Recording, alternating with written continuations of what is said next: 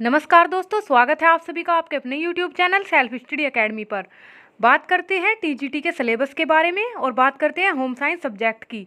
तो आप लोगों को बता दें कि जिन लोगों ने अभी फॉर्म डाला हुआ था उन लोगों के जुलाई में एग्ज़ाम होने की संभावना है और हो सकता है जुलाई के बाद अगस्त में हो, लेकिन इससे ज़्यादा समय खिंचने की उम्मीद बिल्कुल भी नहीं है। और अगर आप लोग चाहते हो कि आप लोगों की एक सीट पक्की हो जाए तो अभी से तैयारी में लग जाइए, क्योंकि एक मंथ पहले ही आपको डेट मिलेगी एग्ज़ाम की। आपको टाइम नहीं मिलेगा अपना सिलेबस कंप्लीट करने का।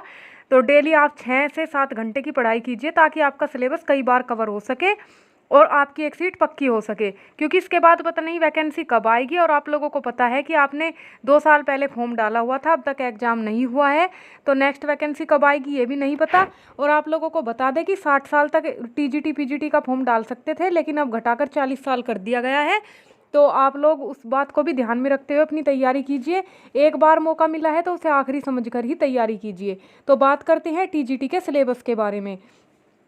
अगर आप चैनल पर नए हैं तो प्लीज़ चैनल को सब्सक्राइब कीजिएगा, वीडियो को लाइक और शेयर कीजिएगा। आप लोगों को टीजीटी का और पीजीटी नेट का सारा कंटेंट यहीं पर मिलेगा। आप लोगों की जो भी क्वेरी हो आप लोग कमेंट बॉक्स में बता सकते हैं।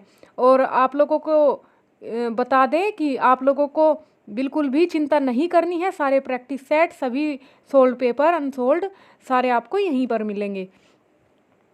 तो लग जाइए जोरदार तैयारी में। शुरुआत करते हैं होम साइंसेज टीजीटी के सिलेबस के बारे में।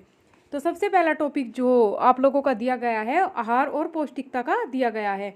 उसमें आपका आधारिक खाद्य वर्ग और वृद्धि और विकास के लिए पोषण एवं संतुलित आहार, भोजन बनाना, खाद्य भंडारण, खाद्य संरक्षण एवं खाद्य अपमिश्रण, यानी कि आधारिक खाद्य वर्ग आएगा। वृद्धि और विकास के लिए कौन सा पोषण जरूरी होता है शरीर के लिए, इसके सारे टॉपिक इसमें आ जाएंगे। पोषण एवं संतुलित आहार के बारे में बताया जाएगा। और भोजन बनाना कि भोजन कैसे बनाते हैं, उबाल कर, तल कर, भून कर, और किस तरह का भोजन अच्छा होता है, सारी चीज़ें बताई जाएंगी। खाद्य भंडारण के बारे में बताया जाएगा, जैसे कि खाद्य संरक्षण यानी कि अचार, चटनी, मुरब्बे, इन सारी चीज़ों को आप कैसे सुरक्षित रख सकते हो, दूध को कैसे सुरक्षित रख सकते हो, वे सारी बातें इसमें आ जाएंगी। नेक्स्ट आ जाएगा शिशु चिकित्सा विज्ञान एवं छूत रोग, यानी कि बच्चों में जो भी बीमारियां होती हैं उनकी कैसे देखभाल करें और कौन कौन से रोग होते हैं उसके बारे में इसमें दिया गया है। फिर आ जाएगा आहार तथा आहार द्वारा उपचार, यानी कि जब कोई बीमार होता है या फिर मान लेते हैं कि बैलेंस डाइट, संतुलित डाइट कैसे दे सकते हैं आप लोग, उस पर भी इसमें पूरी चर्चा की गई है। तो आप लोगों को ये पूरी जानकारी वीडियो के माध्यम से मिलेगी, सारी क्लासेस मिलेंगी। आप लोग एक एक टॉपिक को बिल्कुल क्लियरिटी के साथ याद रखते हुए चलेंगे। फिर सेकंड आ जाता है आपका मानव शरीर संरचना। तो इसमें आपकी कोशिका आ जाएंगी, अस्थिपंजर, जोड़ और पेशियां, परिसंचरण तंत्र, पाचन तंत्र, श्वसन तंत्र, उत्सर्जन तंत्र, ये सारे इसमें आ जाएंगे। कौन कौन से? कोशिका, अस्थिपंजर, जोड़ और पेशियां, परिसंचरण तंत्र, पाचन तंत्र, श्वसन तंत्र और उत्सर्जन तंत्र। और इसमें आपकी मानव शरीर की जो संरचना है और उसके जो भी बॉडी पार्ट्स हैं सारे जितने भी हैं और उनके सभी के बारे में आपको डिटेल में बताया जाएगा कि कैसे कैसे मानव शरीर की रचना हुई और कौन कौन से अंग किस किस कार्य में महत्वपूर्ण भूमिका निभाते हैं। थर्ड आ जाता है आपका गृह प्रबंध, यानी कि होम मैनेजमेंट, कैसे आप होम मैनेजमेंट कर सकते हैं और कैसे अपने टाइम को बैलेंस करते हुए, अपने बजट को बैलेंस करते हुए आप अच्छा होम मैनेजमेंट कर सकते हैं। इसमें पूरी बात आपको बताई जाएगी, आपके सिलेबस का अहम हिस्सा है। और जो भी इसमें आपको मार्क दिख रहे हैं पेन से किए हुए, वो बहुत ही ज़्यादा इंपॉर्टेंट टॉपिक हैं। आप लोग इन पर विशेष तौर पर ध्यान देंगे, क्योंकि कई बार एग्जाम में देख सकते हैं जो भी प्रीवियस ईयर के क्वेश्चन हैं वो इन टॉपिक्स से ज़्यादा उठाए गए हैं। आप लोग इसका ऑब्जर्वेशन खुद भी कर सकते हैं। नेक्स्ट आ जाता है आपका हेल्थ, यानी कि स्वास्थ्य, पर्यावरण, औद्योगिक विकास और प्राथमिक सहायता एवं गृह परिचर्या। तो इनके बारे में बात करेंगे, हेल्थ के बारे में, पर्यावरण के बारे में, औद्योगिक विकास यानी कि जो भी फैक्ट्रियां होती हैं उनसे प्रदूषण फैलता है, या जो भी कारखाने होते हैं उनका पर्यावरण पर क्या इफेक्ट पड़ता है, उन सभी के बारे में बात करेंगे। जो नेक्स्ट टॉपिक आता है आपका वो आता है बाल विकास, यानी कि चाइल्ड डेवलपमेंट, बच्चों की वृद्धि एवं विकास। इसमें शैशवावस्था, बाल्यावस्था, किशोरावस्था, वृद्धावस्था सभी के बारे में बात की जाएगी।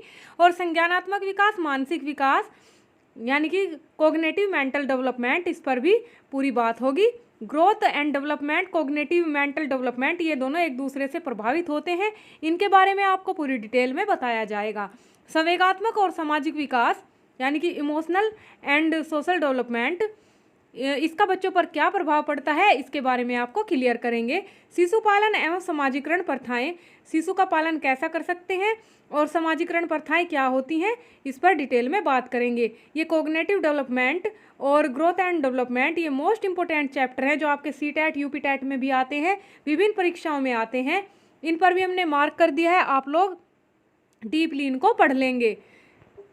फिर नेक्स्ट आ जाता है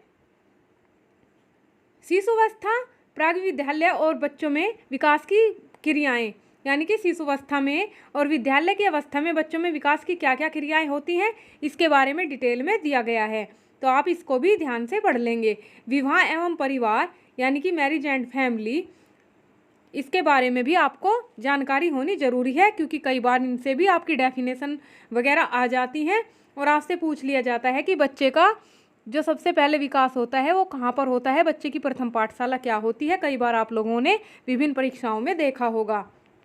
नेक्स्ट आ जाता है सुखी पारिवारिक जीवन व्यतीत करने के लिए उचित दाम्पत्य समायोजन, इसके बारे में प्रमुखतः बात की जाएगी और आप लोगों को इसके बारे में भी डिटेल में समझाया जाएगा ताकि आपका कोई भी क्वेश्चन ना छूटे।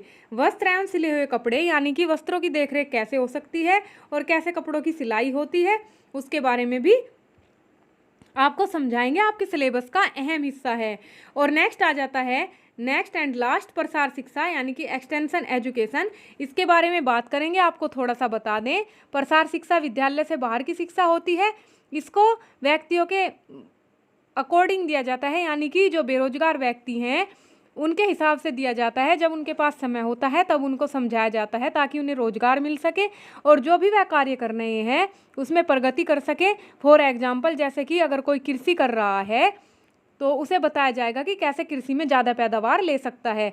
यानी कि मान लीजिए कोई गरीब व्यक्ति है या मजदूर व्यक्ति है, वह भेड़ चराने का कार्य करता है या बकरी चराने का कार्य करता है, सुबह उसके पास समय नहीं है, तो जब वह इस काम से लौट कर आता है तो आप उसे प्रसार शिक्षा दे सकते हो।